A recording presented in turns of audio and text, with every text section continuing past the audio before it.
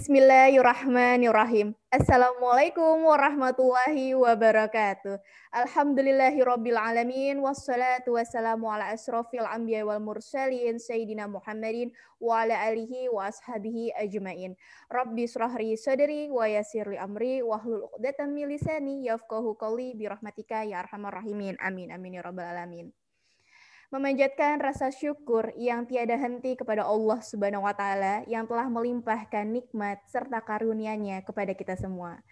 Tentunya teriring sholawat serta salam kita panjatkan kepada junjungan kita Nabi besar Nabi Muhammad sallallahu alaihi wasallam.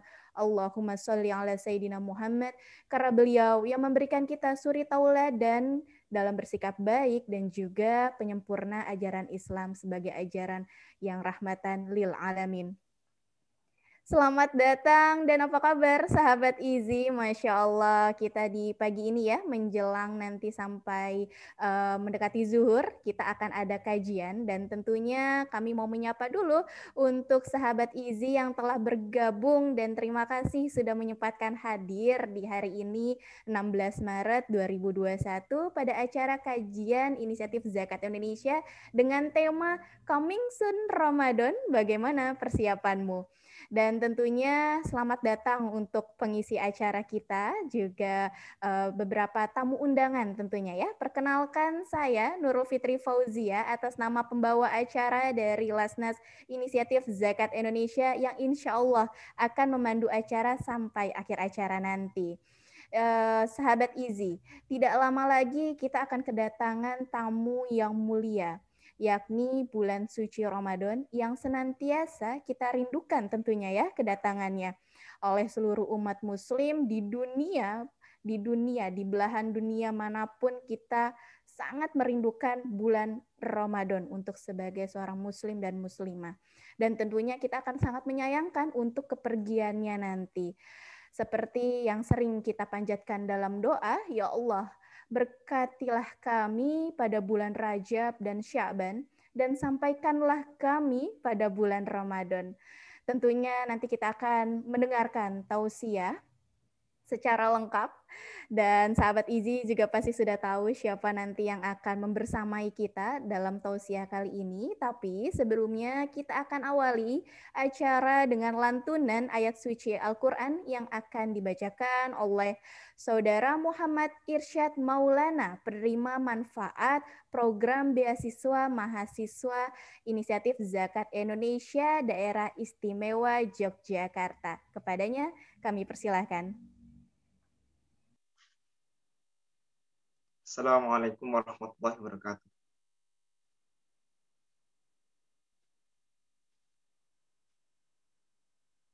A'udzu billahi minasy syaithanir rajim. Bismillahirrahmanirrahim. Ya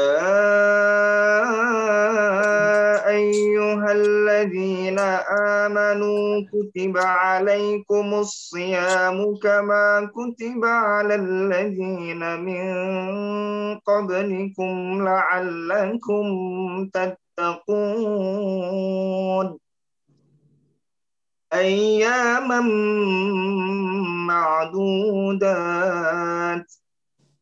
فمن كان منكم مريضا أو على سفر فعدة من أيام أخر وعلى الذين يطيقونه فدية طعام مسكين فمن تطوع خيرا فهو خير له وأن تصوموا خير لكم إن كنتم تعلمون شهر رمضان الذي أنزل فيه القرآن القرآن هدى للناس وبينات من الهدى والفرقان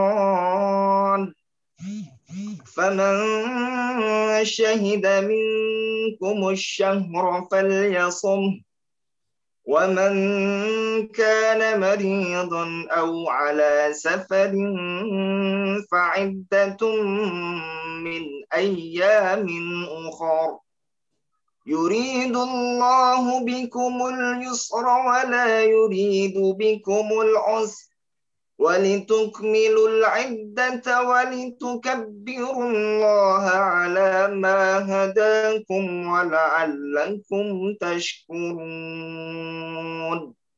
صدق الله العظيم والسلام عليكم ورحمة الله وبركاته. Waalaikumsalam warahmatullahi wabarakatuh. Jazakallah khair untuk saudara Muhammad Irsyad Maulana. Semoga keberkahan dan ridho Allah Subhanahu wa taala menaungi bagi yang membaca maupun yang mendengarkan ya. Amin amin ya rabbal alamin. Inisiatif Zakat Indonesia atau IZI adalah lembaga amil zakat skala nasional melalui Surat Keputusan Menteri Agama Republik Indonesia nomor 423 tahun 2015. Menjadi lembaga amil zakat profesional terpercaya yang menginspirasi gerakan kebajikan dan pemberdayaan tentunya. Dengan core value IZI dalam berkhidmat bagi umat dengan tagline adalah memudahkan dimudahkan.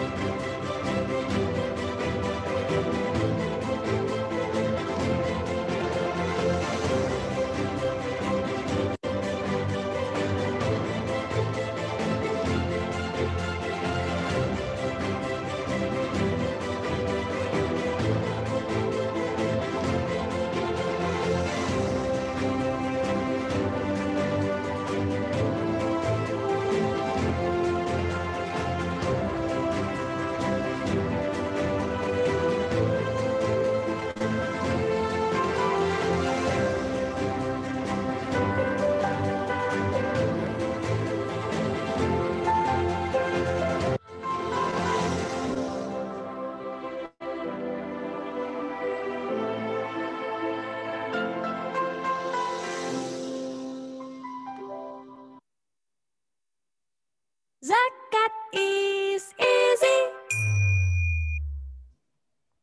Iya, tadi kita saksikan bersama sahabat IZI terkait apa sih lembaga amil zakat, inisiatif zakat Indonesia. Dan alhamdulillah ya, kemarin kita juga sudah ada perpanjangan SK nomor 950/2020 tertanggal 30 Desember 2020 yang ditandatangani oleh Menteri Agama Republik Indonesia Bapak Yakut Khalil Qomas, langsung diserahkan juga oleh Bapak Dr. Randes Haji Tarmizi Tohor MA selaku Direktur Pemberdayaan Zakat dan Wakaf Staf Ditjen Bimas Islam Kemenak Republik Indonesia. Dan alhamdulillah, jadi inisiatif Zakat Indonesia adalah lembaga amil zakat Indonesia yang insya Allah terpercaya.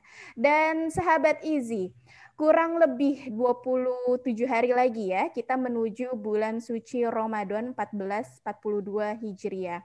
Tentunya bulan yang penuh maghfirah, bulan yang penuh kalau kita melaksanakan ibadah itu adalah bulan yang sangat penuh makna surgawi. Dan tentunya kalau kita kedatangan tamu, pasti kita akan mempersiapkan diri jauh-jauh hari. Biasanya ya, kalau kita mau kedatangan tamu di rumah, kita akan mempersiapkan beberapa hal, bebersih lah dan yang lainnya. Apalagi ini tamu agung. Untuk menyambut bulan Ramadan, hendaknya kita menyiapkan diri. Persiapan di sini bukan hanya menunggu datangnya bulan Ramadan saja, tapi juga kita harus mempersiapkan bekal apa untuk di bulan suci Ramadannya nanti. Apa saja dan bagaimana cara kita untuk mempersiapkan diri untuk menyambut bulan yang sangat-sangat kita rindukan. Kita akan mendengarkan secara mendalam tausiah nanti sahabat Izzy, dan sahabat Izzy juga bisa untuk bertanya, silahkan ya bertanya di fitur Q&A. Nanti tulis pertanyaannya di fitur Q&A dan insya Allah Fitri akan nanti membacakan setelah sholat dari tausiah yang akan kita dengarkan bersama-sama. Dan alhamdulillah sahabat Izzy, kini kita sudah terhubung dan sudah bergabung bersama kami. Di tengah-tengah kita ada Ustadz Al-Mukarram Ustadz Salim Afila. Assalamualaikum Ustadz. Waalaikumsalam warahmatullahi wabarakatuh. Waalaikumsalam, Masya Allah. Ustadz, gimana kabarnya Ustadz? Khair Ustadz? Alhamdulillah khair. Alhamdulillah. Sehat semua. Alhamdulillah. Ustadz, ini kalau berbicara tentang Ramadan ya Ustadz ya, ini tahun kedua kita ya Ustadz, Ramadan di tengah kondisi pandemi begitu ya Ustadz ya. Dan betul. Kemarin nih Ustadz, Fitri itu di WA atau di media sosial itu sudah berterbaran nih Ustadz, iklan-iklan penawaran kue lebaran, baju lebaran gitu. Allah, ya. Jadi itu sudah bertebaran di mana-mana gitu. Bahkan mungkin ada beberapa grup keluarga gitu ya yang sudah menanyakan, kita pakai baju lebaran apa? Wah, Masya Allah, ini puasanya belum tapi baju lebarannya sudah diperbincangkan. Jadi ini kita membicarakan tentang coming soon Ramadan. Apa yang harus kita persiapkan? Bukan hanya menunggu, pasti tentunya ada persiapan-persiapan ya Ustadz ya. Ini mohon arahannya dari Ustadz, bagaimana kita mempersiapkan diri untuk bulan suci Ramadan bagi seorang muslim atau muslimah ini seperti apa Ustadz? Tafadol Ustadz. Baik. Alhamdulillahi haqqa hamdih, alhamdulillahi hamdan katsiran thayyiban mubarakan fi, nahmaduhu wa nasta'inuhu wa nastaghfiruhu wa nastahdihi wa natubu ilaih. Wa la na'budu illa iyyahu wa natawakkalu alaih. Allahumma fasalli wa sallim wa barik ala sayyidina wa habibina wa syafi'ina wa maulana Muhammad wa ala alihi wa ala ashabihi wa dzurriyyatihi wa man tabi'ahum bi ihsanin ila yaumil liqa'i rabbi. Amma ba'd. Hadratal mukarramin, sahabat Izzy dimanapun berada, peserta kajian kita pada pagi hari ini. Puji syukur kita haturkan kehadirat Allah Subhanahu wa taala atas limpahan karunia-Nya. Kita pagi ini dihimpun dalam majelis ilmu meskipun hanya secara daring, secara online. Semoga tidak mengurangi semua keutamaan bermajelis ilmu yang bisa kita raih dari sisi Allah Subhanahu wa taala. Semoga setiap langkah kita hari ini menjadi pemudah jalan kita semua menuju ke surga, dan semoga duduk kita semua termasuk taman di antara taman-taman surga tempat Allah mencurah-curahkan rahmat-Nya, menaungkan sayap-sayap malaikat-Nya, menurunkan sakinah ke dalam hati kita dan menyebut-nyebut nama kita semua dengan bangga pada makhluk-makhluk mulia yang ada di sisinya. Rekan-rekan hadirin hadirat, sahabat Izzy yang dimuliakan oleh Allah Subhanahu wa taala, ketika kita menyambut tamu yang agung, maka kita perlu mempersiapkan diri. Rasulullah Shallallahu alaihi wasallam pada saat Ramadan menjelang bersabda kepada para sahabat radhiyallahu anhum ajma'in, "Atakum Ramadan, syahrul mubarak.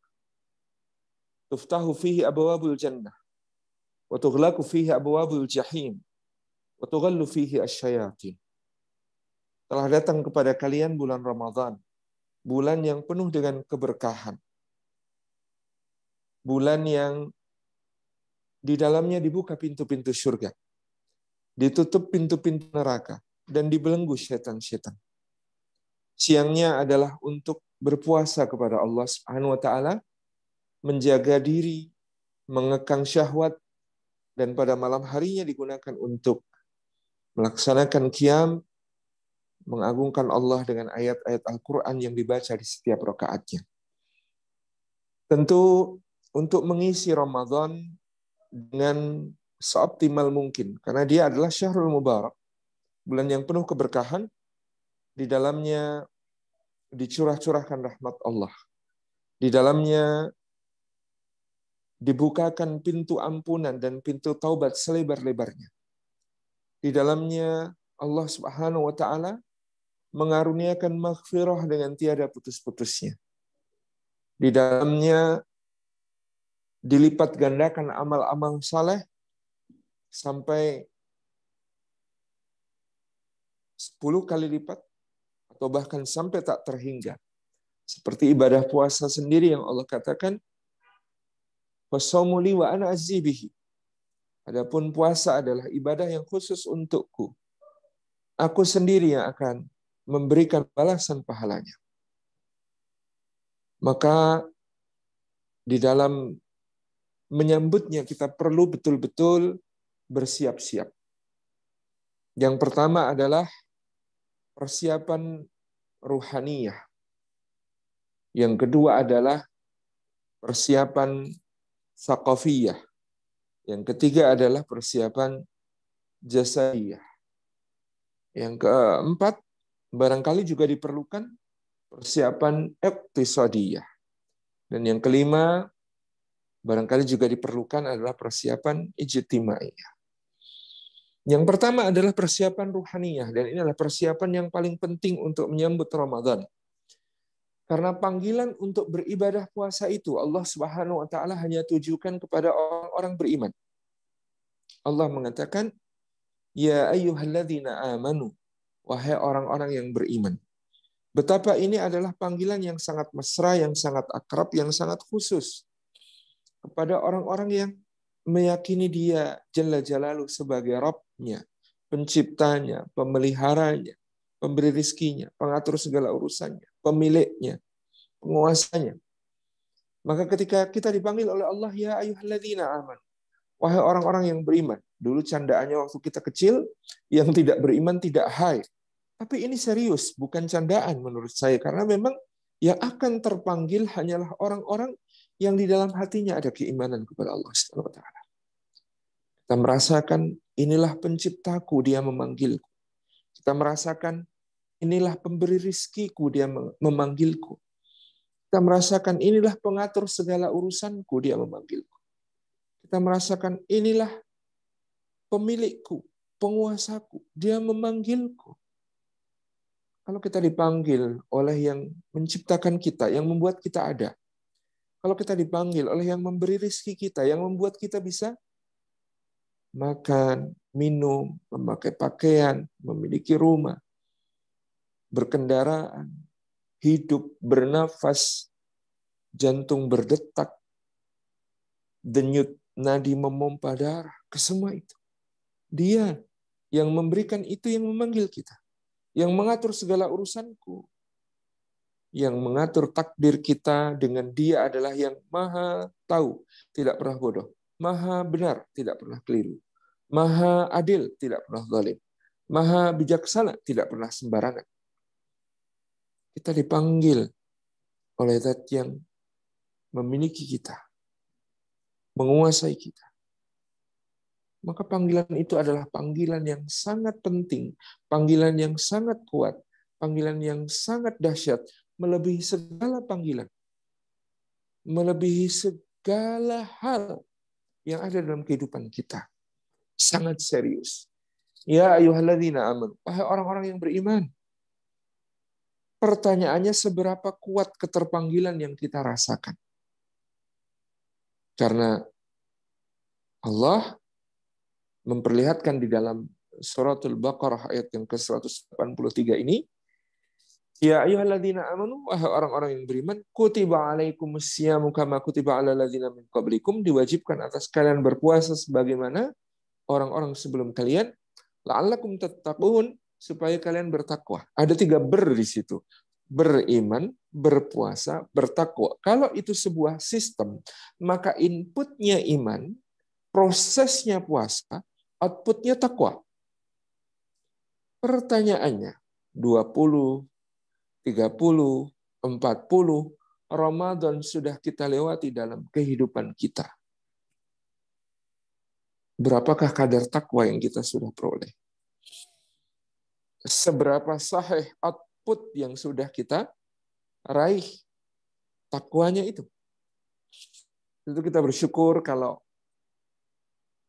kita justru bermuhasabah bahwa kita belum sampai ke derajat takwa yang diharapkan itu, karena itulah sifat seorang mukmin. Tidak merasa GR atau mengaku-aku bahwa dia orang bertakwa, tapi senantiasa merasa kurang. Tetapi bukankah kita punya kewajiban untuk memperbaiki yang berikutnya? Maka kalau output kita error, takwa kita belum teraih, kemungkinannya adalah inputnya error, prosesnya error, atau dua-duanya error. Ya, hasil dari output error itu kemungkinannya inputnya error, atau kemungkinan kedua prosesnya error, atau kemungkinan ketiga input dan prosesnya dua-duanya error. Maka yang pertama menjadi perhatian kita adalah input. Iman ini, seberapa keterpanggilan kita atas panggilan Allah Subhanahu wa taala, wahai orang-orang. Maka kita merasa itu, ya Allah itu saya, ya Allah Engkau memanggilku, ya Allah aku penuhi panggilan. Apakah demikian? Kalau belum, mari kita persiapkan ruhaniyah kita supaya merasakan keterpanggilan dari Allah Subhanahu wa taala itu. Rasulullah sallallahu alaihi wasallam mengajarkan kepada kita untuk mempersiapkan diri menuju Ramadan ini secara ruhani, bahkan sejak berbulan-bulan sebelumnya. Demikian pula perilaku para sahabat radhiyallahu anhu ajma'in. Sehingga para salafus saleh kemudian membiasakan doa untuk dibaca ya sejak bulan Rajab. Allahumma barik lana fi Rajab wa Sya'ban wa ballighna Ramadan. Ya Allah berkahi kami di bulan Rajab dan di bulan Sya'ban dan sampaikan kami ke bulan Ramadan. Atau dalam redaksi yang lain doanya yang dibaca, Allahumma sallimni li Ramadan wa sallim Ramadan li wa wafiqni fihi lil a'malis salih. Ya Allah, selamatkan Ramadan untuk kami. Selamatkan kami untuk bertemu Ramadan. Dan karuniakan taufik petunjuk kepada kami untuk mengisi Ramadan dengan amal-amal saleh yang Engkau ridhai. Jadi, persiapan ruhaniyahnya adalah dengan banyak berdoa kepada Allah Subhanahu wa taala, memohon supaya kita sampai kepada Ramadan. Memohon keberkahan, kekuatan untuk menjalankan ketaatan-ketaatan di bulan Ramadan. Dan ini penting karena kita tidak pernah tahu apakah kita masih punya umur sampai Ramadan. Jangankan sampai Ramadan, sampai beberapa detik ke depan pun kita tidak pernah tahu. Maka dari itu, rekan-rekan sekalian, sahabat Easy dimanapun, mari kita memperbanyak doa-doa kita, memohon kepada Allah supaya disampaikan ke bulan Ramadan. Supaya diberikan taufik di dalam bulan Ramadan itu untuk bisa melaksanakan amal-amal saleh dan ketaatan-ketaatan yang diridhai Allah. Perbanyak doanya sekarang. Allahumma barik lana fi Sya'bana, karena sudah Sya'ban, wa ballighna Ramadan. Allahumma salimna li Ramadan wa salim Ramadan lana wa fiqna fihi lil a'malis salih. Ini doa yang penting untuk kita baca. Kemudian yang kedua, persiapan ruhaniyah yang kedua adalah bahwa Vibe, istilah anak muda sekarang. Vibe-nya Ramadan sudah harus kita mulai rasakan. Ini mengandung dimensi persiapan ruhaniyah, tapi jadi nanti juga akan dimaknai sebagai persiapan jasadiyah. Dalam persiapan ruhaniyah, ibunda kita Aisyah radhiyallahu anha mengatakan, tidak aku dapati di luar bulan Ramadan, Rasulullah lebih banyak melaksanakan puasa-puasa sunnah daripada bulan Sya'ban. Adapun para sahabat menyaksikan Rasulullah juga sangat banyak melakukan puasa di bulan Rajab. Jadi bulan Rajab sudah mulai memperbanyak puasa Nabi Shallallahu Alaihi Wasallam. Demikian pula diikuti oleh para sahabat. Sementara di bulan Sya'ban maka lebih banyak lagi Nabi berpuasa. Jadi kata ibunda kita Aisyah, tidak ada bulan di luar Ramadan yang Rasul lebih banyak berpuasa daripada bulan Sya'ban. Dan bulan Sya'ban ini lebih istimewa lagi karena Rasulullah itu suka berpuasa pada waktu-waktu di mana amal diangkat ke hadapan Allah. Kalau amal yang bersifat pekanan itu diangkat hari Kamis, maka hari Kamis Rasulullah SAW berpuasa. Kalau amal yang bersifat tahunan itu diangkat kepada Allah pada bulan Sya'ban, maka Rasulullah juga suka puasa bulan Sya'ban. Ini satu yang pernah ditanyakan bunda kita Aisyah radhiyallahu anha kepada Nabi SAW. Kenapa banyak puasa di bulan Sya'ban? Karena ini adalah saat diangkatnya amal kepada Allah secara tahunan. Maka aku suka jika amalku diangkat kepada Allah, sedangkan aku dalam keadaan berpuasa. Jadi ada persiapan rohani untuk merasakan suasana ketaatan dengan ibadah puasa itu sendiri. Di persiapan rohani yang pertama banyak berdoa, yang kedua banyak berpuasa. Nabi SAW mencontohkan puasa di bulan Rajab banyak, puasa di bulan Sya'ban juga banyak. Yang ketiga, memperbanyak istighfar dan taubat. Memohon ampun kepada Allah Subhanahu wa taala. Bisa memperbanyak astagfirullahaladzim wa atubu ilaihi, atau memperbanyak sayyidul istighfar. Allahumma anta rabbi la ilaha illa anta khalaqtani wa ana 'abduka wa ana 'ala ahdika wa wa'dika mastata'tu a'udzubika min syarri ma sana'tu. Abu laka bi ni'matika 'alayya wa abu bi dhanbi faghfirli fa innahu la yaghfiru dzunuba illa anta. Bisa memperbanyak memohon ampun kepada Allah, bertobat kepada Allah. Karena apa? Yang menghalangi kita dari melaksanakan amal saleh adalah dosa-dosa kita, kemaksiatan kita. Al-Imam Sufyan Ats-Tsauri rahimahullah taala mengatakan, aku pernah melakukan satu dosa yang gara-gara satu dosa itu aku terhalang dari melaksanakan qiyamul lail selama 40 hari. Atau ada salafus saleh yang lain mengatakan, yang paling berat dari satu dosa terjadi adalah ketika engkau dihukum Allah dengan cara Allah tidak menyukai ketaatan. Allah tidak menyukai amal ibadahmu sehingga engkau tidak dibangunkan untuk qiyamul lail, sehingga engkau tidak dikuatkan untuk melaksanakan puasa, sehingga engkau tidak dimampukan untuk melaksanakan sedekah. Karena Allah tidak menyukai ketaatan, karena kamu durhaka kepadanya, karena kamu melakukan dosa kepadanya. Jadi supaya kita ditolong Allah untuk melaksanakan berbagai ketaatan, dibantu Allah untuk kemudian bisa mengisi waktu-waktu kita dengan berbagai amal saleh, yang perlu kita lakukan adalah memperbanyak taubat, memperbanyak istighfar, memperbanyak mohon ampun kepada Allah Subhanahu wa taala. Ini persiapan rohaniyah yang ketiga. Persiapan rohaniyah yang keempat adalah untuk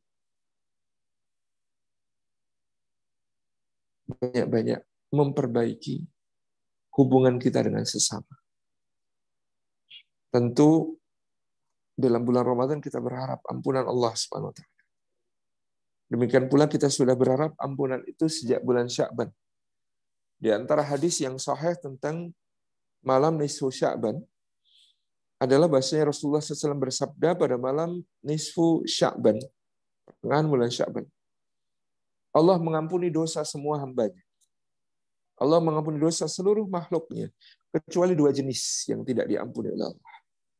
Yang tidak diampuni oleh Allah, yang pertama orang yang melakukan kesyirikan. Yang kedua, orang yang sedang berkonflik atau putus silaturahim dengan saudaranya sesama mukmin, sesama muslim. Jadi pemutus silaturahim atau orang yang belum memaafkan saudaranya, belum memaafkan orang lain, itu terkecualikan dari ampunan Allah di malam nisfu Sya'ban. Maka kita perlu untuk saling memaafkan, kita perlu untuk menyambung silaturahim, kita perlu untuk menegur lebih dahulu, memberi salam lebih dulu, menyapa lebih dahulu, tersenyum lebih dahulu, memberi hadiah lebih dahulu kepada orang-orang yang mungkin selama ini ada masalah antara kita dengan beliau, antara kita dengan dia. Kemuliaan itu terletak pada siapa yang memulai, siapa yang lebih dahulu, gitu ya. Jadi penting untuk kita memperbaiki hubungan kita dengan sesama di bulan Sya'ban ini, menyongsong bulan Ramadan yang akan kita hadapi, kita isi dengan insya Allah amal-amal saleh yang paling optimal, yang paling maksimal. Jadi karena itu, karena kita bisa terhalang dari ampunan Allah Subhanahu wa taala gara-gara kita belum memaafkan sesama. Gara-gara kita belum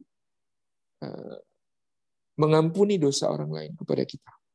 Gara-gara kita masih berkonflik, bermasalah. Kata Sayyidina Umar bin Abdul Aziz, "Utlubul afwa minallahi bil afwi 'anin nasi." Carilah kemaafannya Allah Subhanahu wa taala dengan bermudah-mudah memaafkan sesama manusia. Dosa orang lain kepada kita tidak sebanyak dosa kita kepada Allah. Kalau kita ingin diampuni oleh Allah, maka penting untuk bermudah-mudah juga memaafkan sesama agar Allah mudah memaafkan kita. Ini apa yang harus kita lakukan di bulan Sya'ban untuk mempersiapkan Ramadan kita. Yang berikutnya adalah memperkuat interaksi dengan Al-Quranul Karim. Karena Al-Quranul Karim adalah salah satu esensi Ramadan. Jadi sudah kita dengarkan ayat ke-185 Suratul Baqarah, Syahrul Ramadan alladzi unzila fihi al-Qur'an. Hudan linnasi wa bayyinatin minal huda wal furqan. Faman syahida minkum asy-syahra falyasum. Karena bulan Ramadan itu adalah bulan yang di dalamnya diturunkan Al-Quran Karim. Maka dalam persiapan ruhaniyah kita perlu memperbanyak interaksi kita dengan kitabullah. Karena yang akan melengkapi puasa sebagai pemberi syafaat kita di sisi Allah adalah Al-Quran. Rasulullah SAW bersabda, sesungguhnya puasa dan Al-Quran memberi syafaat bagi seorang mukmin di hadapan Allah.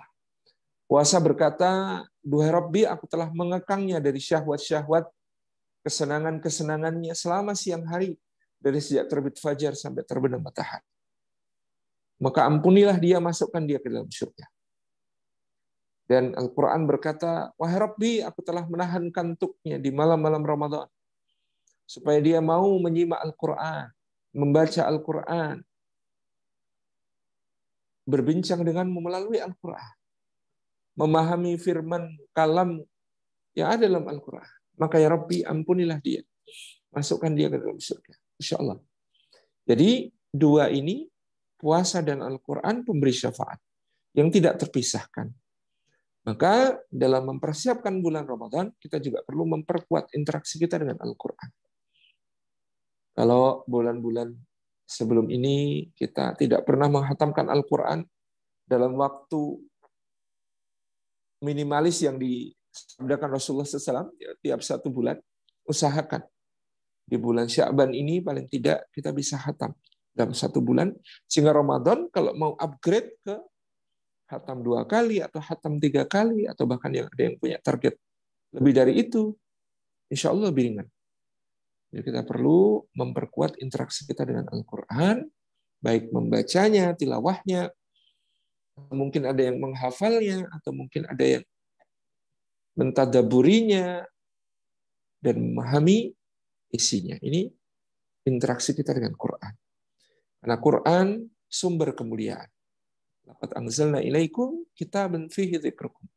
Kami telah menurunkan kepada kalian Al-Quran, kitab yang di dalamnya terdapat sumber-sumber kemuliaan bagi kalian. Sumber kemuliaan karena semua yang bernisbat kepada Al-Quran akan menjadi mulia. Bulan diturunkannya Al-Quran, Ramadan, bulan paling mulia. Malam diturunnya Al-Quran, inna anzalnahu fi lailatul qadar, lailatul qadar menjadi malam paling mulia. Tempat diturunkannya Al-Quran, Makkah dan Madinah menjadi tempat yang paling mulia di muka bumi. Rasul yang padanya diturunkan Al-Quran menjadi Rasul yang paling mulia, Muhammad sallallahu alaihi wasallam. Malaikat yang menurunkan Al-Quran menjadi malaikat yang paling mulia, Jibril alaihissalam.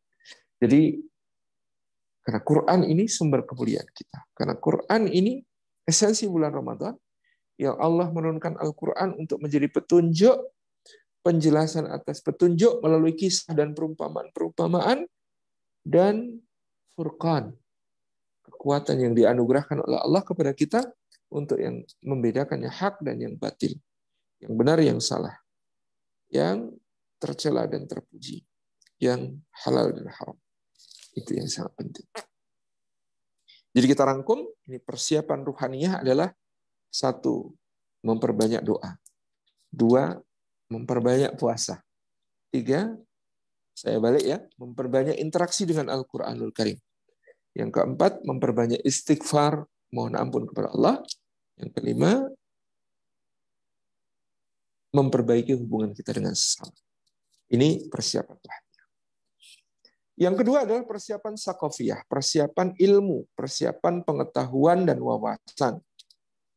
Penting untuk menjalani bulan Ramadan dengan ibadah yang sahih, ibadah yang sesuai dengan yang dituntunkan oleh Rasulullah Sallallahu Alaihi Wasallam dan diatur oleh Allah Subhanahu Wa Taala. Maka ketika Allah mengatakan, liyabluwakum ayyukum ahsanu amala, liyabluwahum ayyuhum ahsanu amala, untuk menguji siapa di antara manusia yang terbaik amalnya. Makna terbaik, kata para salafus saleh, akhlasuhum niyatan lillah wa atba'uhum li sunnati Rasulillah sallallahu alaihi wasallam. Disebut yang paling ihsan, yang paling baik amal itu kalau dia paling ikhlas niatnya karena Allah dan paling sesuai dengan contoh yang diteladankan oleh Rasulullah sallallahu alaihi wasallam. Itu yang disebut sebagai ahsanu amal.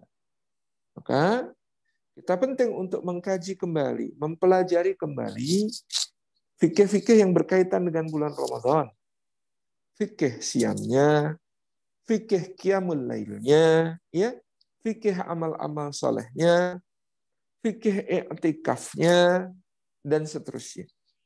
Ayo dikaji kembali, ayo dilihat kembali, ayo dibuka kembali bukunya, disimak lagi kajian-kajian yang mungkin ada di YouTube yang pernah membahasnya, gitu ya. Kemudian didiskusikan lagi dengan kawan-kawan yang mungkin juga perlu mendapatkan pemahaman yang benar tentang itu. Ini persiapan sakofiyah. Jadi apa saja syaratnya puasa, rukunnya puasa, sunnah-sunnahnya puasa, pembatalnya puasa, perusak pahalanya puasa, ya, ketentuan-ketentuan yang detail dan rinci. Apa yang harus dilakukan misalnya kalau pada saat makan sahur sudah terlanjur memasukkan makanan ke mulut lalu terdengar azan.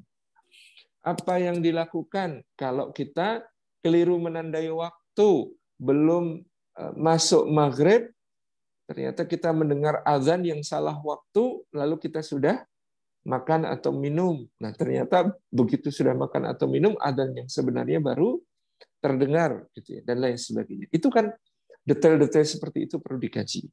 Bagaimana dengan ibu hamil dan menyusui?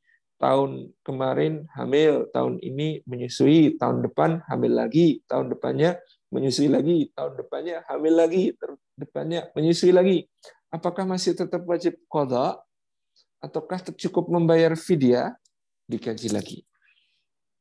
Memang di situ nanti ada perbedaan. Misalnya mazhab Syafi'i mempersilahkan fidyah, tapi tetap jika nanti akan ada waktu dan keluangan tetap dibebani untuk qadha. Mazhab Hambali yang kemudian mencukupkan dengan fidyah dan lain sebagainya. Itu ada kajian, ada pembahasannya. Nanti bagaimana yang paling mantap dan paling memungkinkan untuk kita laksanakan itu perlu mengkaji, perlu bertanya kepada para asatidz kita dan seterusnya. Bagaimana dengan orang yang safar? Setiap hari safar. Setiap hari ada perjalanan bepergian karena tugas pekerjaan. Bagaimana dengan orang-orang yang bekerja di bidang konstruksi sebagai tukang, misalnya, yang kalau puasa lemes, nggak kuat bekerja. Tapi ya di bulan yang lain juga terus bekerja. Bagaimana kemudian yang harus dilakukan? Dan seterusnya. Seperti apa ukuran fidyah bagi satu orang? Ya, kan perlu dikaji lagi. Detail tentang qiyamul lail, tentang salat tarawih, ya.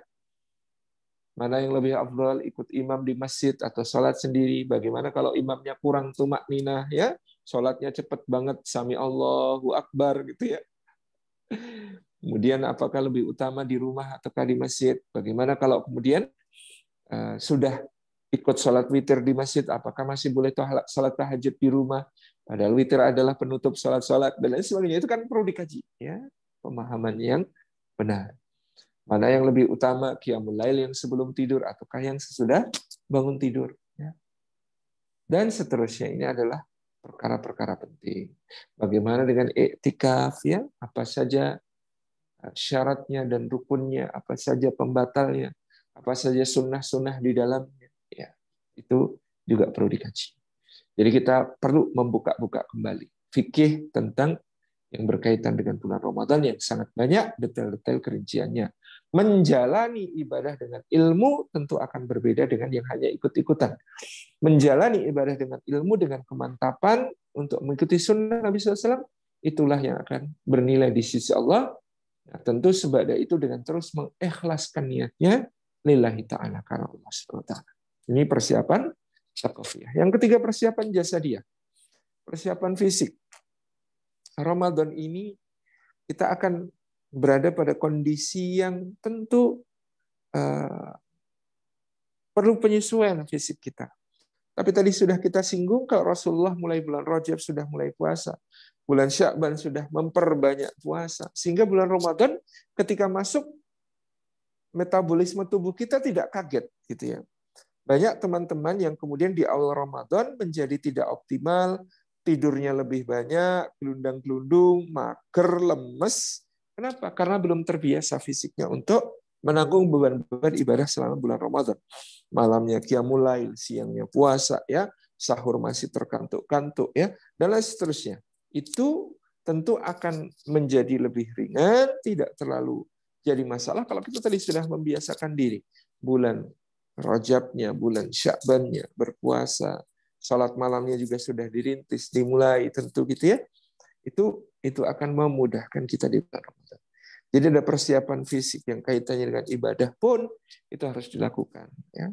Sayang sekali kalau sudah masuk Ramadan lalu tidak optimal gara-gara kita mager, kita lemes, kita sakit, bahkan naudzubillah min dzalik, atau kita kemudian berada dalam keadaan yang tadi banyak tidurnya, banyak rehatnya, ya, belum optimal. Padahal dulu Nabi SAW dan para sahabat mengisi bulan Ramadan dengan perang Badar, ya, dengan Fathu Makkah, dengan peristiwa-peristiwa yang lain yang di dalam bulan Ramadan menunjukkan tidak mengurangi produktivitas mereka. Ini penting untuk kita rencanakan. Yang keempat, persiapan iktisadiyah. Persiapan iktisadiyah, persiapan ekonomi, ya, secara finansial, bersiap-siap menyambut bulan Ramadan. Memang Ramadan itu ya tidak selayaknya konsumsi jadi membengkak, ya. Karena kita memanjakan diri kita dengan buka puasa, apa-apa pengennya dimakan, apa-apa pengennya dibeli. Kan kalau belum buka begitu, padahal nanti kalau sudah air putih seteguk, semua hawa nafsu kita untuk memakan ini, memakan itu, kepengen ini, kepengen itu berkurang secara drastis gitu kan. Jadi ini yang perlu kita atur, belanja kita, budget kita, ya, juga mengatur kalau kita punya pekerjaan yang terkait dengan bulan Ramadan. Misalnya Yun Sewu, yang jual makanan di siang hari kan tentu ada penyesuaian di bulan Ramadan. Yang jual fashion, nah ini yang jual fashion malah biasanya omset selama Ramadan melebihi omset di 11 bulan yang lain gitu ya. Saya punya kawan-kawan yang pebisnis fashion begitu, omsetnya Ramadan mengalahkan omset 11 bulan yang lain. Bagaimana mengatur semuanya supaya tidak kehilangan keutamaan Ramadan, tidak kehilangan tilawahnya, tidak kehilangan sholat tarawihnya, tidak kehilangan iktikafnya dan lain sebagainya. Atur sejak sekarang bagaimana nanti supaya semuanya bisa optimal. Demikian pula soal belanja-belanja, jangan sampai 10 hari terakhir Ramadan yang saatnya kita iktikaf, kita masih sibuk belanja ini itu. Kalau perlu belanjanya sekarang aja gitu ya, persiapan untuk Idul Fitri nggak apa-apa lah, daripada nanti kemudian justru mengganggu konsentrasi ibadah kita di bulan Ramadan. Jadi sudah belanja, Ramadan sudah full konsentrasi. Ya, sebagian jamaah kami kalau umroh gitu ya, itu juga biasanya belanjanya di Madinah aja, nanti di Mekah sudah fokus ya. Jadi ketika mulai ihram ya, ambil miqat, manasik sudah nggak kepikiran belanja ini belanja itu gitu ya, dan lain sebagainya. Nanti fokus di Masjidil Haram, sebadanya dan seterusnya. Ini ya, strategi saja. Nah, kita juga perlu merumuskan strategi untuk Ramadan. Yang kelima, persiapan ijtimaiyah tadi sudah disinggung tentang memperbaiki hubungan kita dengan sesama, memperbaiki hubungan kita dengan orang lain ya, supaya kemudian di Ramadan kita ya tidak lagi ada ganjalan, tidak ada lagi yang ghil ya, dendam-dendam, sakit hati ya, sesuatu yang tidak nyaman tentang orang lain. Kita perbaiki betul-betul, dan mudah-mudahan dengan demikian kita optimal dalam menyongsong Ramadan. Jadi kan kalau masuk Ramadan kalau kita masih punya masalah sama orang, ada yang ganjel, ya kita jadi nggak fokus, nggak konsentrasi dalam beribadah dan sebagainya, itu sangat mengganggu. Ini persiapan ijtimaiyah, persiapan sosial perlu dilakukan juga. Demikian yang dapat kita sampaikan, mudah-mudahan bermanfaat untuk sahabat Izi dimanapun berada. Barakallahu fikum. Wassalamualaikum warahmatullahi wabarakatuh. Waalaikumsalam warahmatullahi wabarakatuh. Tafadol Ustadz, mungkin mau minum dulu Ustadz Salim. Siap. Ini Fitri sambil merekap beberapa pertanyaan, alhamdulillah memang sudah masuk ini Ustadz. Dan dari beberapa pertanyaan tadi kalau Fitri membaca ya, sebetulnya sudah ada yang tadi disampaikan oleh Ustadz Salim di dalam materi Ustadz. Tapi izinkan mungkin Fitri akan menyampaikan kembali ini Ustadz. Yang pertama Fitri mau sampaikan ini, Assalamualaikum warahmatullahi wabarakatuh. Ustadz, saya mau bertanya. Waalaikumsalam warahmatullahi wabarakatuh. Pertanyaan ini mengenai fidyah puasa Ustadz. Tadi Fitri menyimak materi Ustadz bahwa Ustadz sudah menjelaskan terkait fidyah ya. Tapi mungkin sahabat Izi mau lebih mendetail ini sepertinya Ustadz. Ini pertanyaannya adalah apakah kalau sudah bayar fidyah itu kita masih harus bayar kembali hutang puasanya nanti Ustadz. Dalam hal ini saat itu keadaannya sedang menyusui gitu. Jazakallah khair Ustadz. Mohon pencerahannya. Tafadhol Ustadz. Baik, tentang fidyah. Wa 'alal ladzina yutiqunahu fidyatun ta'amu miskin. Para ulama menafsirkan kata-kata yutiqunahu ya, orang yang mampu berpuasa tapi tidak dapat melakukannya karena sebab-sebab yang khusus. Ibnu Abbas menyebutkan hamil, menyusui, kemudian juga sakit menahun yang tidak diharapkan kesembuhannya, yang sangat sulit diharapkan sembuhnya. Itu mereka tidak melakukan qadha tetapi melakukan pembayaran fidyah. Nah, pendapat dari mazhab Hambali adalah bahwasanya cukup membayar fidyah dan tidak perlu memikirkan tentang qadha. Ini di dalam mazhab Syafi'i ada penjelasan detail bahwa kalau ya nanti sewaktu-waktu ada kemampuan, keluangan untuk mengqadha, maka meskipun sudah membayar fidyah, ada beban untuk melakukan qadha. Ini adalah pendapat sebagian ulama dari mazhab Syafi'iyah. Tentu secara waqi', secara realistis, kita perlu mempertimbangkan kondisi ibu hamil dan menyusui itu. Terutama kalau hamil dan menyusuinya banyak, gitu ya. Jadi tadi sampai katakanlah bertahun-tahun ya karena produktif gitu ya, maka ini tahun pertama hamil, tahun kedua menyusui, tahun ketiga hamil, tahun keempat menyusui, tahun ke-5 hamil, tahun ke-6 menyusui, sampai berulang-ulang seperti itu, maka akan kesulitan baginya untuk melakukan qadha. Maka yang lebih waqi' menurut Syekh Yusuf Al-Qaradawi dalam fikih Siyam adalah bagi wanita hamil atau menyusui dicukupkan dengan fidyah.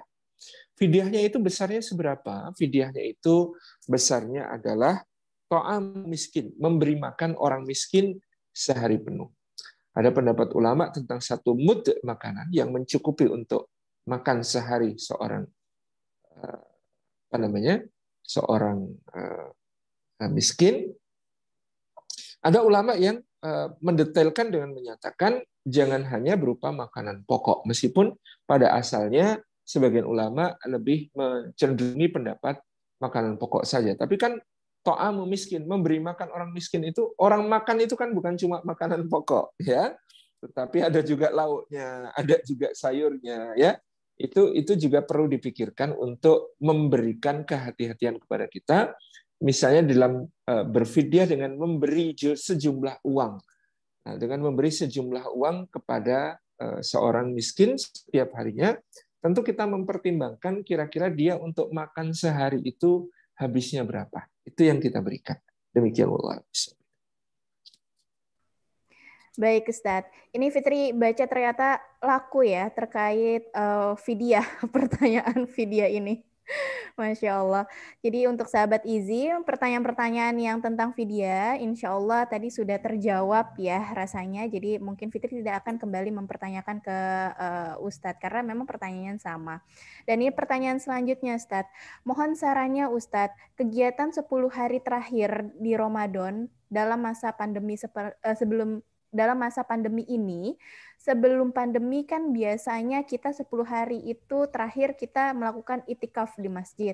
Nah, sepertinya ini yang ditanyakan adalah bagaimana gitu Ustadz, itikaf kita dalam masa pandemi ini gitu, kiranya seperti apa sarannya Ustadz?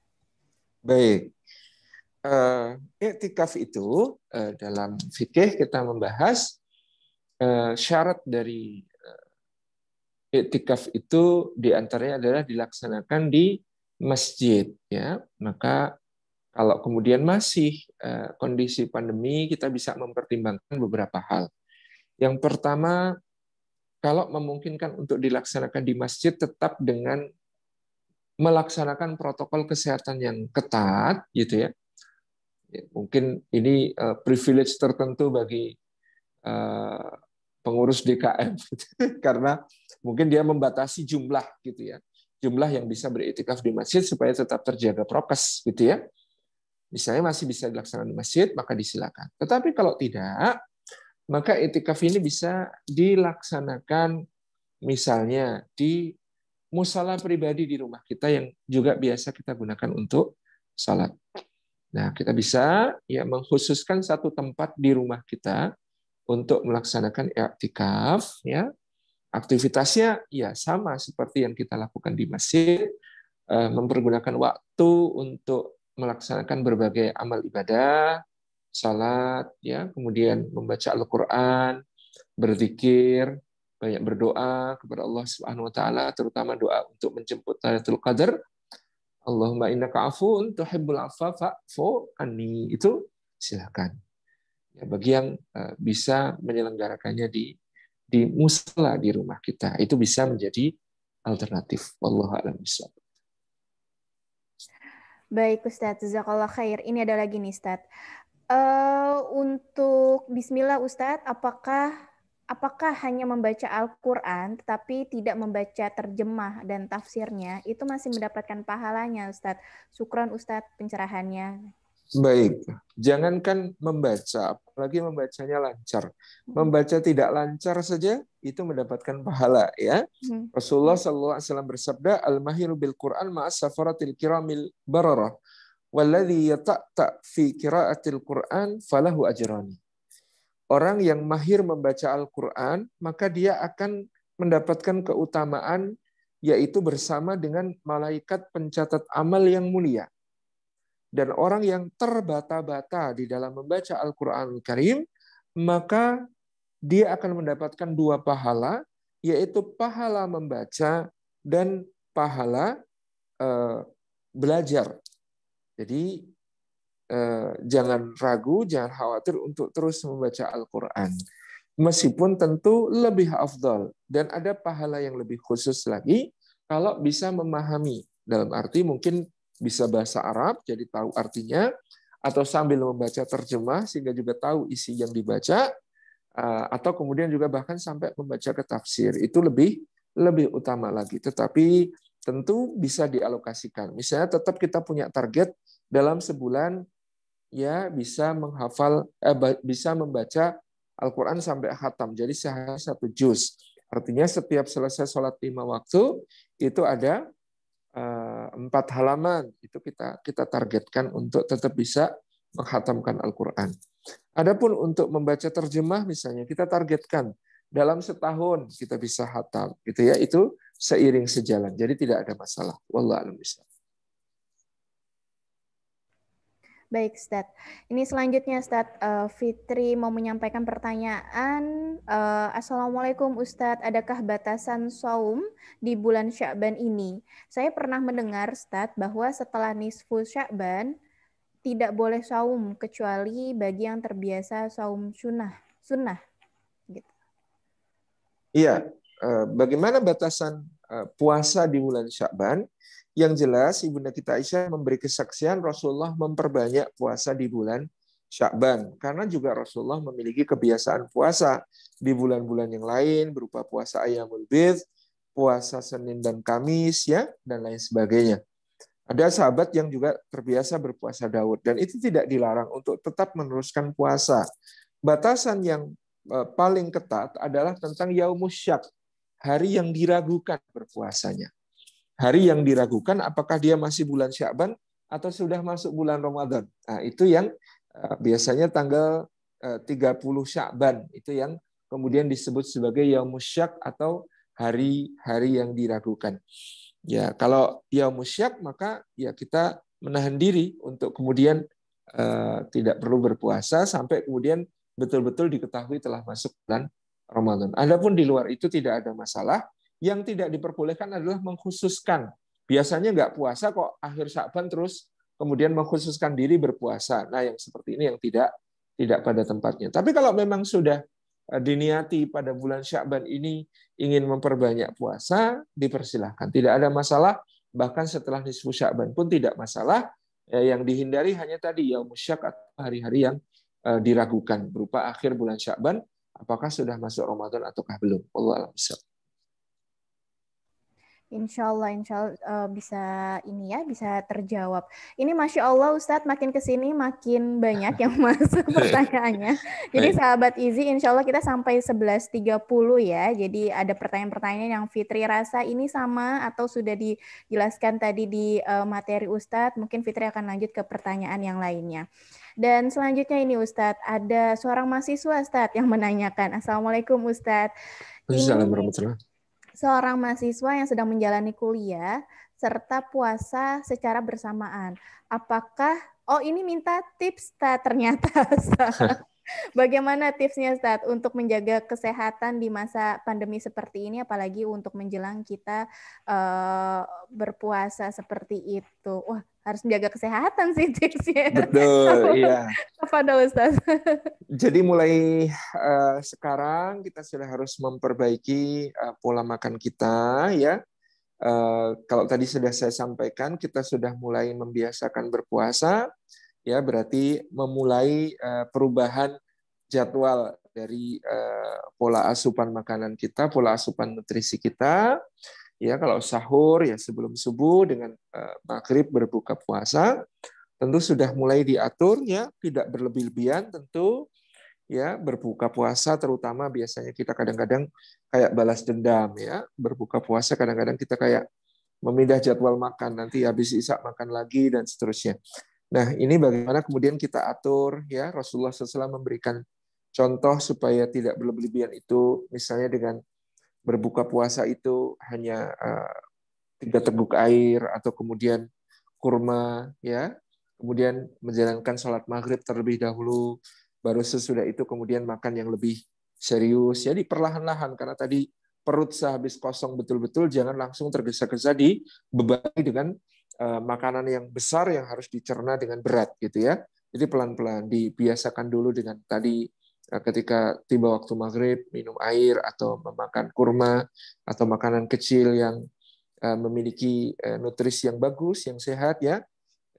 Kadang-kadang ya ada yang berprinsip sunnah berbuka puasa pakai kurma. wajib berbuka puasa pakai gorengan. Nah, ini ya coba diubah ya sedikit demi sedikit pola asupannya gitu ya. Buah-buahan yang berserat penting untuk kita asup ya, nutrisi yang cukup ya, supaya kemudian ini semuanya bisa diserap oleh tubuh dengan baik. Misalnya untuk sahur ya, memilih asupan nutrisi yang kemudian bisa menjadi tenaga bagi tubuh kita untuk menjalankan puasa dan lain sebagainya. Ini penting juga gitu. Kemudian mungkin ada yang punya kebiasaan olahraga, mulai diatur juga kebiasaan olahraganya secara baik ya. Di rumah mungkin ada alat-alat tertentu untuk membantu olahraga kita ya, alat kebugaran ya. Mungkin punya treadmill atau apa ya. Coba dilatih sekarang, kemudian polanya mungkin kalau dulu pagi ya, kalau pagi takut nanti justru melemahkan puasa kita, mungkin olahraganya jadi menjelang sore, menjelang maghrib gitu ya. Itu bisa diatur polanya. Kemudian gaya hidup ya, begadangnya sudah mulai dikurangi gitu ya. Jangan sampai terganggu kesehatan kita karena aktivitas-aktivitas yang jadwalnya amburadul, yang jadwalnya acak-acakan, sehingga tubuh kita itu bingung dalam mengikuti ritme kegiatan-kegiatan kita. Yang terpenting demikian, Allah. Baik, Ustadz. Ini selanjutnya, Ustadz, dari sahabat Izia. Assalamualaikum, Ustadz. Saya pernah mendengar ceramah mengenai puasa, bahwa puasa itu ada tingkatannya, Ustadz, yang disesuaikan dengan istilah puasa syariat, puasa thariqah, dan puasa ma'rifah. Mohon penjelasannya, Ustadz. Makasih, katanya, Ustadz. Iya, mungkin istilah yang bisa saya kutip adalah dari Imam Al-Ghazali rahimahullah ta'ala dalam Ihya Ulumuddin. Beliau menyebutkan tentang puasa awam, ya, puasa umum, puasa khawas, puasa orang yang khusus, dan puasa khawasul khawas, puasa yang khususnya khusus ya. Ini sebenarnya untuk menggambarkan bahwa ya kita sebenarnya harus senantiasa memperbaiki kualitas puasa kita. Yang dimaksud puasa umum itu kata Imam Al-Ghazali adalah yang sekedar menahan lapar dan dahaga dan segala yang membatalkannya, termasuk hubungan seksual suami istri misalnya, antara terbit fajar dan terbenam matahari. Itu semua pembatalnya terjaga, tidak ada yang membatalkan puasa yang ditabrak atau dilanggar. Itu puasa yang umum yang diketahui. Insya Allah puasanya sah gitu ya. Itu yang tingkatan pertama. Kemudian kita meningkat ke derajat puasa yang lebih baik, yaitu meninggalkan segala yang merusak pahalanya puasa, termasuk mempuasakan lisan kita ya dari ghibah, bergunjing, berdusta. Ya, karena Rasulullah SAW bersabda bahwa sesungguhnya Allah tidak membutuhkan lapar dan hausnya orang yang tidak bisa meninggalkan qaul zur atau perkataan dusta. Jadi ini mungkin puasanya sah, tapi pahalanya rusak, sehingga kalau Allah mengatakan tidak membutuhkan, tidak memerlukan, ya tidak ada pahala, gitu ya. Nah ini maka di tingkatan khawas, puasa yang khusus, itu kita meninggalkan segala afatul lisan atau penyakit-penyakit lisan. Ya, tidak berdusta, tidak menggunjing, tidak mengadu domba, tidak mencaci maki, tidak mengumpat, tidak mencela. Ya, ini yang perlu untuk kemudian dijaga dari puasa yang khawas, gitu ya. Kemudian juga dari mata tidak melihat kecuali kepada yang baik, ya, dihindarkan dari memandang pandangan yang haram, gitu ya. Telinga juga demikian, dipuasakan dari perkara-perkara yang jelek, perkara-perkara yang sia-sia, perkara-perkara yang maksiat, gitu ya. Tidak mendengarkan ucapan yang buruk, tidak mendengarkan hal-hal yang diharamkan, ya. Kemudian demikian pula tadi mata juga begitu, gitu ya. Nah, ini puasa anggota badan kesemuanya. Jadi kaki juga tidak perlu melangkah ke tempat yang diharamkan, tangan juga tidak melakukan hal-hal yang dilarang. Ini puasa khawas. Yang ketiga yang disebut sebagai puasa khawasul khawas. Puasa yang sekhusus-khususnya khusus itu adalah ketika hati dan pikiran kita tidak pernah berpaling dari Allah, berhenti pada Allah, gitu ya.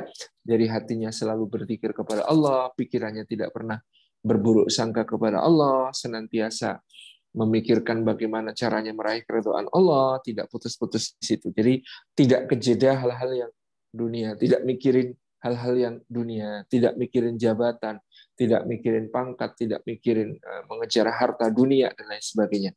Itu puasanya khawasul khawas. Mungkin tadi yang disebut sebagai puasa syariat, puasa hakikat, dan puasa ma'rifat tadi ya. Jadi intinya ya puasa yang pertama tadi, puasa awam itu sah, tapi kita perlu bertanya, bermuhasabah, apakah kita sudah meraih ridho Allah, berpahala atau tidak, itu penting.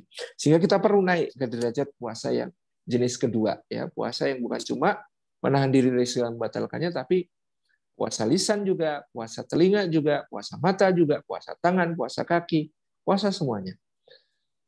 Kalau sudah mampu yang begitu, ya, yang ketiga itu ya kata Imam Al-Ghazali memang khawasul khawas. Tidak bisa semua orang mencapainya barangkali ya, tapi kita bisa upayakan. Hati kita, pikiran kita, semuanya tawajuh menghadapnya kepada Allah. Demikian Allah. Baik Ustadz, Masya Allah. Ini Ustadz selanjutnya nih Ustadz. Terkait, ini agak beralih dari puasa Ustadz, ini terkait infak. Jadi yang dipertanyakan adalah, Ustadz Salim izin bertanya, kalau kita berniat infaknya besar, tapi mungkin pada kenyataannya nilainya itu kecil. Dalam hadis dikatakan bahwa Allah melihat dari niat kita. Nah, bagaimana dengan perbedaan antara niat serta realisasinya ini Ustadz? Seperti apa gitu Ustadz? Baik. Bahkan itu adalah tanda keimanan. Sehingga Rasulullah SAW bersabda, niatul mu'min khairum min amalihi. Niatnya orang beriman itu lebih baik daripada amalnya. Ya, kebalikannya kalau orang munafik, kata Nabi SAW, itu amalnya lebih bagus daripada niatnya. Jadi kalau kita punya niat-niat yang lebih baik daripada amal kita, mudah-mudahan itu tanda kita orang beriman. Yang saya begini, kalau ada kota infak lewat, ya, kemudian di dompet kita ada uang 120.000 rupiah, 120 ribuan. Berapa yang kita masukkan? Kata teman-teman 20. Kemudian kalau jumlah uangnya meningkat menjadi 130.000, dan 120 ribuan, 10 ribuan. Berapa yang dimasukkan? 10.000. Loh, kok malah turun? Ini perlu evaluasi ini. Kalau jumlah uangnya 135.000, 100-an, 20 ribuan, 10 ribuan, 5 ribuan. Berapa yang dimasukkan? Loh, kok jadi 5? Turun lagi. Nah, ini perlu evaluasi, kalau bisa jangan sampai demikian. Tapi coba perhatikan ilustrasi berikut. Ada kota infak lewat. Orang beriman menghadapi kota infak tersebut dalam hatinya berkata begini, ya Allah, tadi DKM, Takmir Masjid mengumumkan masjid akan membangun tempat wudhu yang lebih bagus, beserta toilet-toiletnya yang lebih memadai, supaya yang datang ke masjid ini bisa toharoh, bisa bersuci, bisa berwudu dengan baik, dengan lebih nyaman. Ya Allah, tadi dikatakan anggarannya 100 juta, ya Allah. Ya Allah, saya ingin sekali 100 juta itu saya tanggung semua sendirian, biar semua pahala yang ada pada orang yang bersuci, ya Allah, itu mengalir kepada saya semuanya, ya Allah. Tapi Engkau Maha tahu, ya Allah, di dompet tinggal ada 130.000, ya Allah. Itu pun masih untuk belanja sepekan ke depan, ya Allah. Maka ampuni hamba, ya Allah, hanya mampu 10.000. Nah, amalnya 10.000, niatnya 100 juta. Niatnya lebih bagus daripada amalnya. Tanda beriman. Sebaliknya, ada kota infak lewat. Lalu orang yang kemudian kedatangan kota infak itu mengatakan, iya, ini kota infak musil amat pakai lewat depan gue segala ya. Pada merhatiin lagi, kalau nggak masukin nggak enak nih. Akhirnya iya ya, dia akhirnya keluarin dompet.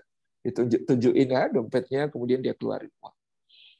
Aduh, nggak ada yang kecil lagi, adanya 10 ribuan paling kecil. Sayang banget ini, mau diambil 10.000. Oke, ditunjukin lagi gitu ya, kemudian dimasukkan. Srek, srek, srek. Ya. Udah geser. Orang yang kedua ini amalnya 10.000, sama dengan orang yang pertama. Tapi niatnya berapa? niatnya nol karena dia pengennya kotak infak itu jangan lewat situ, ya. Kalaupun lewat jangan ada yang lihat supaya dia tidak ketahuan kalau nggak masukin, tapi ternyata ketahuan. Kalaupun lewat dan ketahuan, dia pengennya ada uang yang lebih kecil dari 10.000, ternyata ada 10.000. Jadi niatnya lebih jelek daripada amalnya. Jadi kalau orang mukmin yang pertama tadi, niatnya yang bagus, amalnya semampunya. Itu tanda keimanan. Demikian Allah. Baik, Ustadz. Akan jauh lebih indah ya, Ustadz, kalau niat dan realisasinya juga sama begitu ya, Ustadz ya. Bagus. Nggak apa-apa niatnya diperbesar. Niatnya 1 miliar, amalnya 100 juta, nggak apa-apa. Amin ya Allah. Ini selanjutnya nih, Ustadz. Ini bertanya terkait puasa sunnah, Ustadz. Assalamualaikum, Ustadz. Maaf bertanya. Kalau yang dimaksud memperbanyak puasa sunnah itu tetap harus mengikuti puasa sunnah yang ada ketentuannya seperti puasa Senin Kamis, puasa Daud, atau puasa Ayyamul Bid. Atau boleh mungkin misal puasa 1 pekan gitu ya, dari Senin sampai Sabtu, itu seperti apa yang dimaksud untuk memperbanyak puasa sunnah tersebut gitu, Ustaz. Jazakallah khair, Ustaz. Baik. Ibadah itu ada yang disebut sebagai sunnah yang muakkadah, ada yang sunnah yang mutlaqah. Sunnah yang muakkadah ada tuntunannya dan dicontohkan oleh Nabi Sallallahu Alaihi Wasallam atau diberikan arahan oleh Nabi Sallallahu Alaihi Wasallam. Dalam puasa juga begitu, ada sunnah yang kemudian dituntunkan dan dikokohkan. Ya kita bisa dan akan lebih afdal mengikuti sunnah-sunnah yang demikian. Misalnya memperbanyak puasa di bulan Sya'ban dengan cara puasa Senin Kamis dilakukan, gitu ya. Puasa Ayyamul Bid dilakukan, atau juga bisa melaksanakan puasa Daud selama bulan Sya'ban, itu memperbanyak puasa. Ini akan memiliki keutamaan yang lebih besar. Tetapi tidak terlarang ya untuk melaksanakan sunnah yang mutlaqah. Sunnah mutlaqah itu ya kalau pas mau puasa, puasa. Dan ini juga dilakukan Rasulullah satu saat ketika beliau saya bertanya kepada Bunda Aisyah radhiyallahu anha, apakah ada makanan pagi-pagi ya untuk sarapan gitu, apakah ada makanan? Kalau Aisyah menjawab tidak ada ya Rasulullah, maka Rasulullah kalau begitu aku akan puasa. Ini menunjukkan puasa sunnah bahkan secara mutlak niatnya juga bisa dilakukan ketika belum makan sebada sholat subuh ya.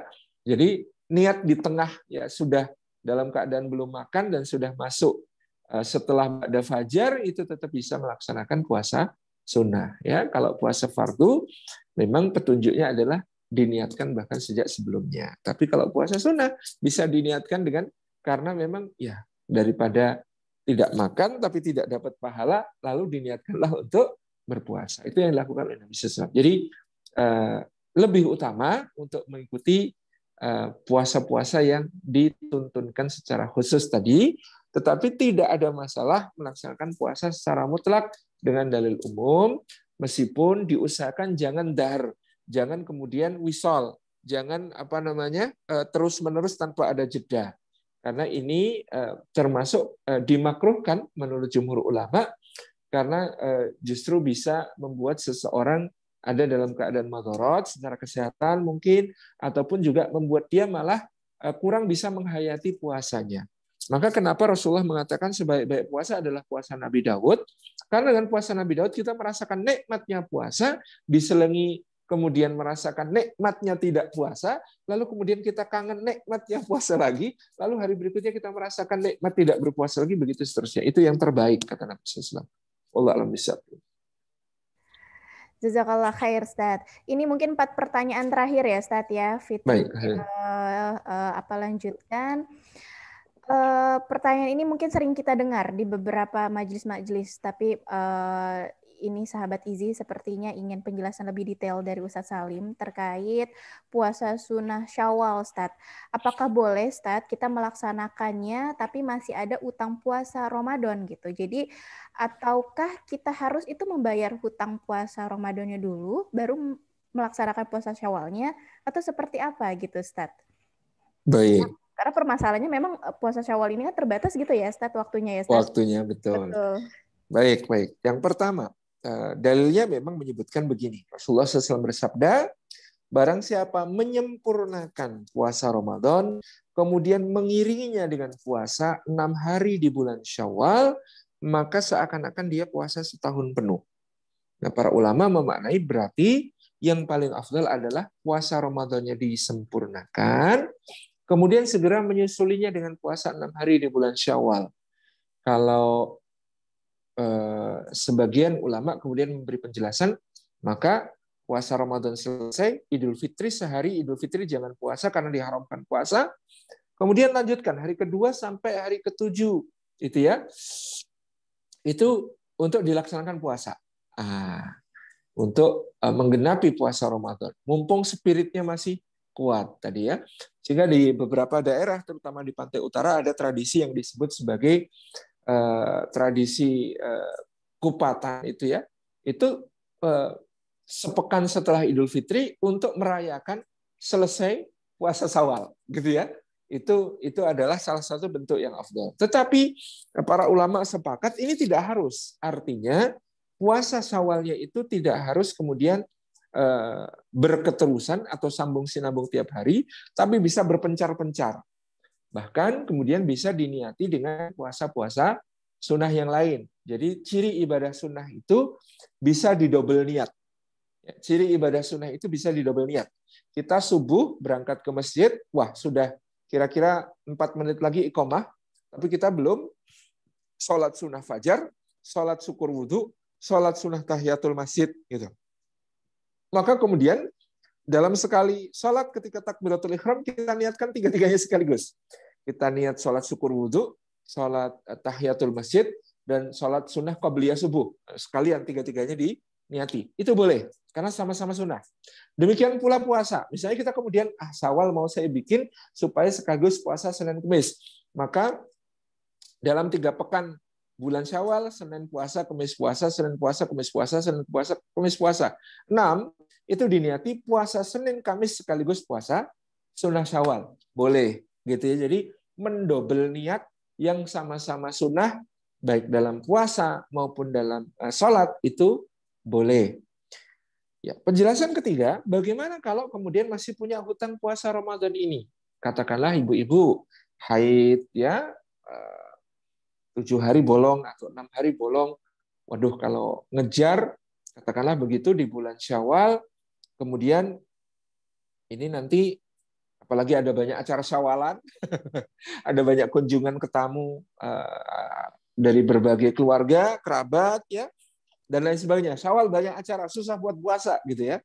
Lalu kemudian dia gimana ya caranya supaya kemudian waktunya cukup untuk tetap menggenapkan bulan Syawal bisa puasa dan hutang juga terganti. Kalau masih ada waktu diperkirakan, maka boleh mengqadha dulu puasa yang hilang di bulan Ramadan, kemudian baru setelah itu puasa Syawal. Tapi ternyata, waduh, ini kalau diperkirakan ini tanggalnya mau haid lagi, sudah nggak mungkin ngejar untuk kemudian mengqadha ditambah dengan puasa Syawal. Maka di sini ada 2 pendapat ulama. Yang pertama, boleh mengutamakan puasa Syawal dulu, ya, karena ini adalah puasa yang terbatas waktunya, yaitu di bulan Syawal, ya, dengan cara ya puasa Syawal dulu, baru sesudah itu puasa qadha. Karena puasa qadha itu wajib, puasa Syawal itu sunnah, tidak boleh didobel niat, ya. Itu berbeda tadi dengan yang sunnah dengan sunnah. Kalau puasa qadha dan puasa qadha itu wajib dan sunnah, tentu tidak bisa didobel niatnya. Jadi melaksanakan puasa Syawal dulu, baru nanti kemudian disusul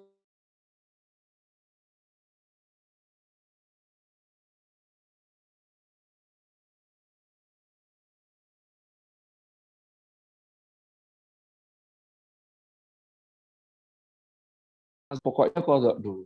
Lalu setelah itu diniatkan puasa Syawal 6 hari dengan tidak harus di bulan Syawal. Nah, ini ada pendapat bahwa pokoknya puasa 6 hari tidak harus bulan Syawal. Nah, kalau puasa bulan Ramadan saja bisa diganti di bulan yang lain, apalagi bulan Syawal. Tentu boleh lagi dilaksanakan juga di bulan yang lain. Ini pendapat kedua dari para ulama.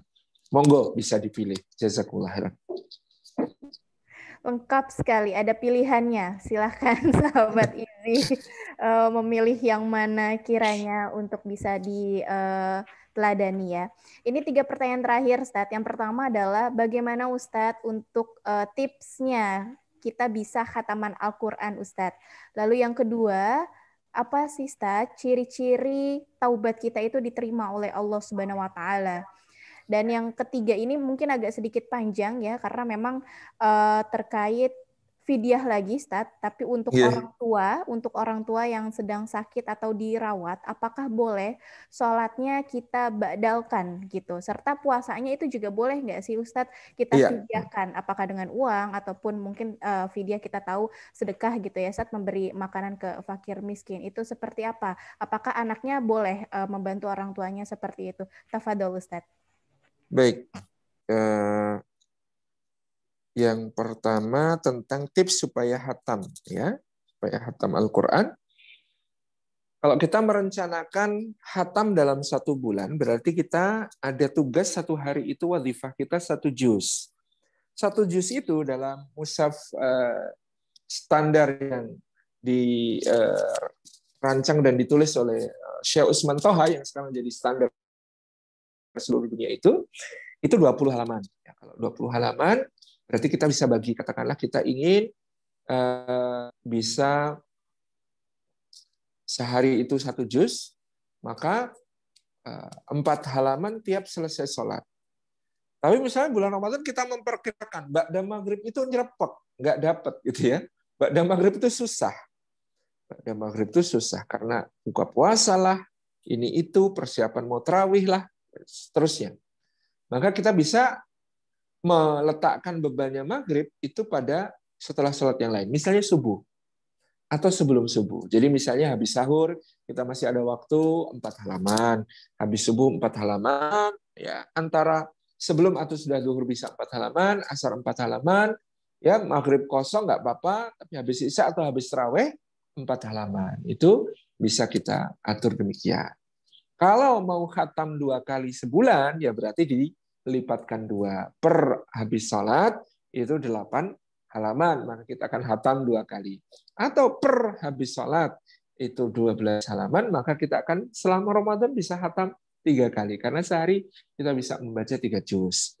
Kemudian ya mungkin kita ambil yang paling ringan tadi ya, setiap hari 1 juz, apalagi dengan angan-angan sak maknane ya, kata Tom Buati itu lebih baik ya, lebih baik daripada ngejar target tapi kemudian nanti tajwidnya banyak salah gitu ya, kemudian serampangan, yang penting selesai dan sebagainya, itu malah sayang sekali. Lebih baik kita tekuni 1 juz sehari ya kalau mampu, kemudian kita baguskan bacaannya sebaik-baiknya, sehati-hatinya, kalau perlu bahkan dengan memaknai atau memahami maknanya itu lebih baik.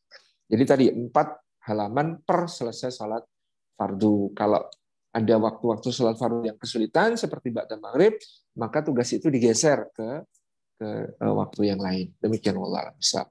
Yang kedua tentang, jadi lupa ini Mbak Fitri, apa tadi? Ciri-ciri taubat, Ustaz. Ciri-ciri iya, taubat kita yang diterima oleh Allah Subhanahu wa taala.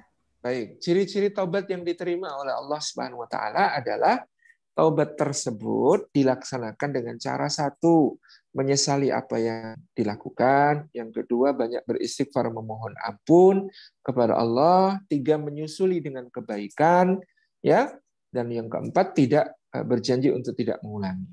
Insya Allah kalau dia diterima, maka sebada itu dia akan dijaga oleh Allah dari jatuh ke dalam dosa yang serupa.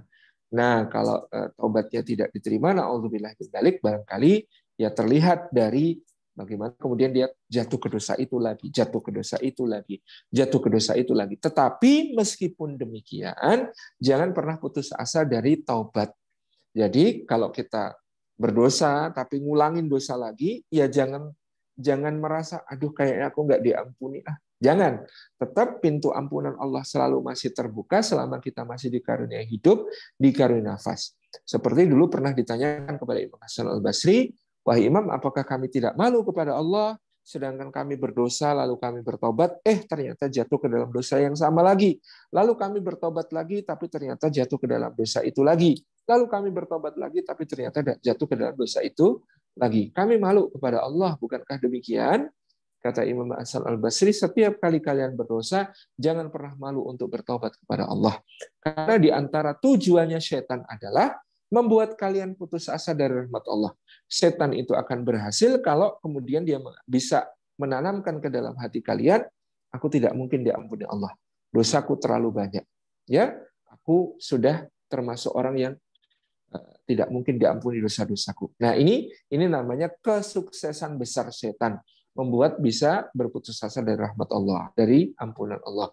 Maka sekali lagi, meskipun kita suatu saat ya, karena alpa, karena khilaf, karena memang masih berproses lalu ternyata jatuh ke dalam dosa lagi, jangan merasa untuk putus asa dari tetap bertobat lagi terus-menerus gitu. Itu pertanyaan kedua. Kemudian yang ketiga tentang orang tua yang sakit. Kalau puasanya bisa dilaksanakan dengan membayar fidyah. Ya, membayarkan fidyahnya. Ya, jadi beliau sakit dalam keadaan yang uzur, tentu bisa dibayarkan fidyahnya sesuai dengan ketentuan tadi. Ya, memberi makan satu orang fakir miskin untuk keperluan sehari ya, bukan sekali makan ya, sehari makan gitu ya. Itu yang dimaksud dengan fidyah. Bagaimana dengan salatnya? Kalau dalam keadaan sakitnya masih memungkinkan beliau untuk sholat, artinya tidak kehilangan kesadaran, bukan sakit yang kemudian sama sekali tidak nyambung komunikasinya, artinya masih sadar berarti masih mukallaf, masih sadar berarti masih terbebani untuk melaksanakan kewajiban sholat. Kita bisa menuntun dengan cara bagaimana mentayamumi, kemudian sholat meskipun tidak bisa duduk, apalagi berdiri sudah nggak bisa, katakanlah hanya bisa berbaring, ya maka bagaimana cara sholat sambil berbaring, atau bahkan kemudian berbaring sudah tidak bisa lagi bergerak banyak, ya tinggal dengan isyarat mata pun kalau bisa cukup gitu ya. Nah kita tuntun, kita ajari. Nah kemudian kecuali tadi dia sudah tidak nyambung. Orang yang tidak sadar, tidak nyambung, itu tidak lagi mukallaf, tidak lagi kebebanan kewajiban untuk melaksanakan sholat. Tapi selama masih sadar, masih bisa diajak ngomong, masih bisa nyambung, dia masih mukallaf, masih bisa atau masih terbebani kewajiban sholat. Nah, masalahnya memang tidak ada ketentuan untuk membadalkan sholat, itu tidak ada. Sholat itu termasuk kewajiban pribadi yang paling pribadi, jadi tidak bisa dibadal. Berbeda dengan umroh, ya, berbeda dengan haji, itu bisa badal. Tapi kalau sholat itu tidak bisa. Demikian Allah. Masya Allah, Masya Allah. Sebelumnya Fitri mohon maaf untuk sahabat Izi bagi pertanyaan yang mungkin tadi ya tidak sempat kami sampaikan ke Ustadz Salim. Tapi insya Allah jika menyimak dari awal, kalau Fitri membaca tadi sudah ada yang disampaikan oleh Ustadz Salim di dalam materi tausiah beliau. Dan Ustadz ini mohon maaf Ustadz, untuk menambah rasa syukur dan rasa muhasabah diri kita, mungkin baiknya kita panjatkan doa yang kita mohon doa itu dibimbing oleh Ustadz Salim Afillah. Tafadhol Ustadz. A'udzu billahi minasyaitonir rajim. Bismillahirrahmanirrahim. Alhamdulillahirabbil alamin.